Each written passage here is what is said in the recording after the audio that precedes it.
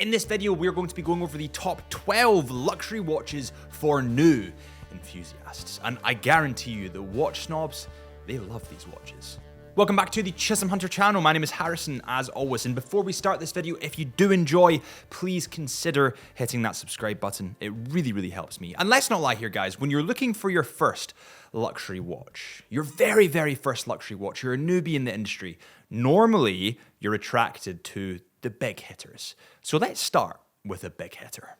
At number 1, we have the Omega Speedmaster Moonwatch Professional Hesalite. This is the Hesalite version, and it comes in at 42mm. Now, you might be wondering why I've picked the Hesalite version and not sapphire crystal. Hesalite glass is a lot softer than sapphire crystal, and where sapphire crystal would shatter and smash and it would create shards that would potentially puncture a spacesuit, Hesalite wouldn't do this. And actually, in the original spacecraft missions to the moon, they used Hesalite and not sapphire. And it's exactly for the reason we just discussed. They didn't want something to smash, shatter, and puncture their spacesuit. Also, a little sneaky feature that you might notice if you look really, really closely is on the Hesalite crystal, etched into that Hesalite crystal, is a little Omega logo. And that's one of the ways that you can tell the difference between the Hesalite and the sapphire crystal versions. Now, another thing that makes this one a little bit more unique and more of a tribute to the original that went to the moon and was involved in the lunar landings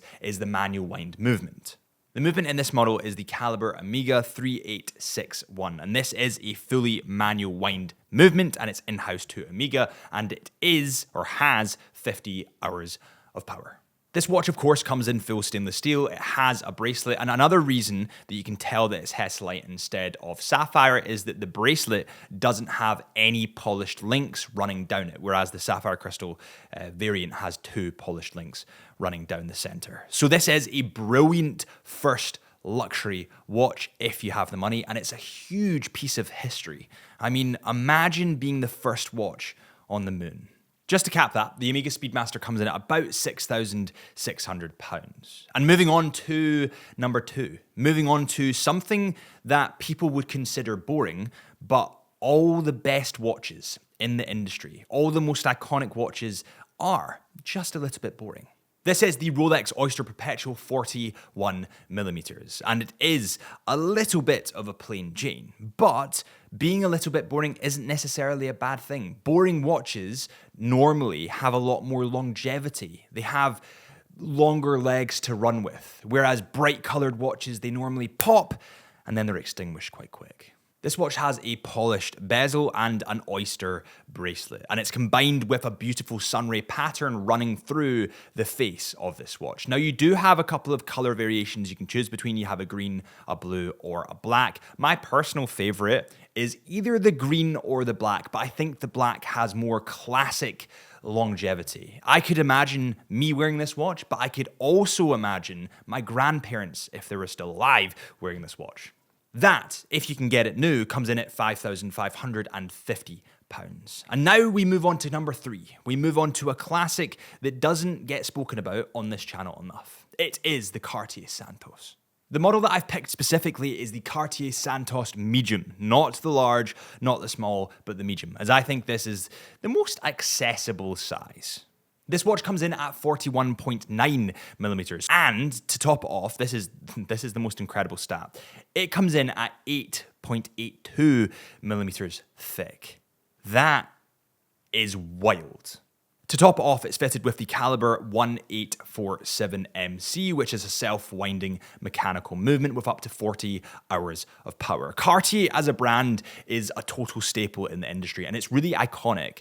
Nothing can really be confused as a Cartier Santos. Maybe a Cartier tank could be confused as a GLC reversal, but a Cartier Santos is a Cartier Santos, and you can tell from a very long distance away. So it's a huge staple in the industry, and this one is one of the best. The steel medium version that we're looking at the moment comes in at £6,750.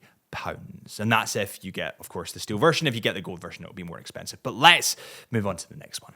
At number 4, we have the SBG A211, commonly known as the Grand Seiko Snowflake. This is one of the hottest, most beautiful models from Grand Seiko. And let's not lie, if you're new to the industry and new to luxury watches, and you're getting one of your first luxury watches, the likelihood is you won't really know the rest of the Grand Seiko range, but you will know the Snowflake. The Snowflake is pretty special for a variety of different reasons, but one of the reasons is that it's actually fitted with the spring drive movement. Now, without going into too much complicated detail, because we have in other videos, a spring drive movement is like a hybrid engine. It's like an automatic movement fitted with a quartz battery, and they've kind of been spliced together, and that makes a spring drive movement. And this actually makes the hand on these watches flow really, really beautifully.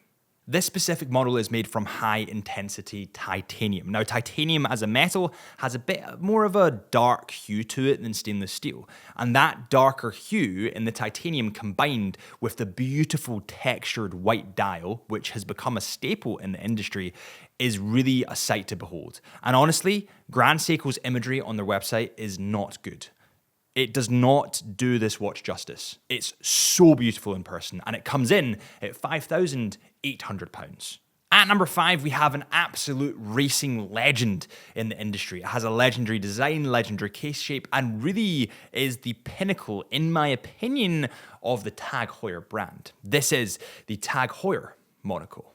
Now, the Tag Heuer monocle rose to fame in the 1970s when Steve McQueen himself began wearing and flaunting this watch off because he really loved the brand. And that was the kind of pillar, or one of the pillars, that made the Tag Heuer brand, or Heuer at that point, what it is today.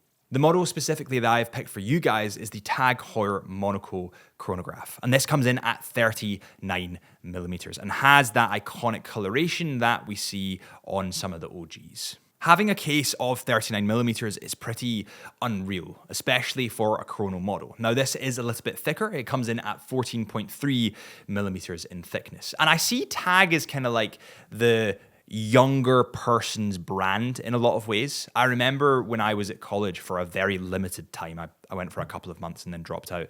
Everyone that was graduating when a couple of years on would get a Tag Heuer watch. Not necessarily a monocle, but a Tag Heuer watch. It seems to be a watch brand that's kind of like down with the kids, but also resonates with older people. And that's quite rare.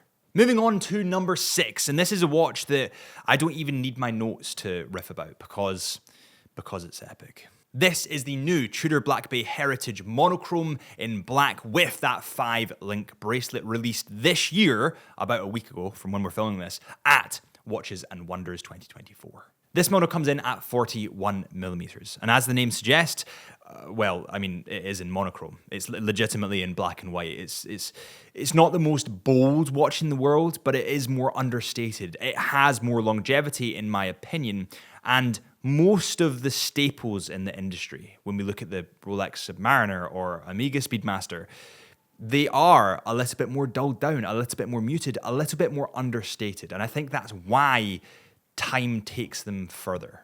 Now, the interesting thing about this watch is that it has the new METAS certified movement from Tudor. This is an in-house movement from Tudor in their brand new factory, and this is genuinely a METAS certified movement. Now, METAS certification's up here, COSC is here, and nothing is down here. So that's kind of the levels you've got. To get a diving model from a prestigious brand like Tudor for around about the $4,000 mark, which is METAS certified, well, that's a damn good deal. And let's not lie here, if you are a new collector, you've probably heard of David Beckham. You've seen him wearing a Tudor. This is the one I'd go for. The next watch coming in at number 7 on the list is the Hamilton Khaki Field Mechanical. The Hamilton, it is this watch here. This is a broken version of it, but this is the watch. I do need to get this fixed. I don't know why I haven't got it fixed. I also took it off the strap. But anyway, the Hamilton Khaki Field Mechanical is a real staple in the industry. It is a field watch, meaning it's a military-inspired watch. And this watch, up until the point I broke it, was honestly awesome. And I love the fact that manual wind watches are still kicking around and are still so popular because it is a dying breed. This watch comes in at 38mm, comes in, of course, stainless steel, and has the H50 movement. Now, the H50 movement has 80 hours of power, and yes, it is an ETA movement, it is mass-produced, and Swatch Group does own ETA, but that does not mean it's bad. It just means it's mass-produced. Let's look at BMW cars. I'm not going to say that all BMW cars are bad because they're mass-produced. I get frustrated when people in the industry do that. This model comes in at £545, and that's a lot cheaper than the next model we're just about to move on to. At number 8, we have the Rolex Explorer 2. The Rolex Explorer 2 is perhaps one of the most versatile watches on the market. Now, this is a GMT model, so it reads multiple time zones at the one time. And everybody's seen Adrian's video on the Explorer 2, my good friend Adrian's video on the Explorer 2. And I actually helped him film this video, so I'll use some of the shots from there just to show you guys an example of what this watch looks like on the wrist. This comes in at 42mm, has an oyster bracelet, and also comes in black or white. The one that most people go to, and the one that I would go to, is probably the white. I also love the fact that on this watch it has a stainless steel bezel, or a kind of 24-hour marking bezel on this watch. Stainless steel bezels are something that are getting rapidly replaced by ceramic because steel scratches more than ceramic would. And I feel like it's kind of a shame because steel looks unbelievable when paired with a white watch. Also, this has a bright orange GMT hand and also orange text of the Explorer 2, which is really cool little flair. That Rolex model comes in at £8,500. And let's move on to something a little bit cheaper that is more of a diving-esque watch. At number 9, we have the Oris Aquis Caliber 400. The Oris Aquis is definitely one of the most popular diving watches that people go for first. This is normally the first diving watch they go for, and I definitely saw this when I worked in the Chisholm Hunter boutique within the actual shop floor, so to speak. This is a little bit bigger, it is a little bit more chunky. It comes in at 43.5mm, and it does go to 300 meters of water resistance, or is water resistant to 300 meters. What's really special about this watch though, apart from the kind of specs and finishing of it, is the movement. It actually has the Caliber 400 movement, which is a Swiss-made mechanical movement, which is fully automatic and has 5 days of power reserve. That is wild. Now, to top that off, it actually has a 10-year warranty. And it's not often I talk about warranties when talking about watches, but 10 years, that's a lot. They definitely trust their product. The Oris Aquis comes in at £2,900. So yes, it is quite expensive, but it is a bloody good watch for the money. And now we get on to an IWC model, a pretty incredible field-designed IWC model at number 10, which is the IWC Spitfire. The IWC Spitfire is a more field-looking watch, and that makes it, to me, more of an everyday wearer. It comes in at 39mm and 10.8mm in height. It wears beautifully on the wrist. They've really nailed the sizing on this. It also has an in-house movement from IWC, and it is the 32111 caliber. Now, this actually has 120 hours of power. Now, just think of that for a second. Shoving 120 hours into something that small. The model specifically that I would go for is the black dial and the green NATO strap that it actually comes with. The kind of dark green NATO strap, that's probably the one I'd keep because the color combination looks wild. This package comes in at $4,600, but I do think for that money, you're getting an everyday wearer that can be worn for years to come and will never go out of fashion. And now we move on to number 11, which is kind of going to be a wild card. It might go down well, it might not. I have an Omega Seamaster on, and I'm not going to pick that. I'm picking the Omega Aquaterra at number 11.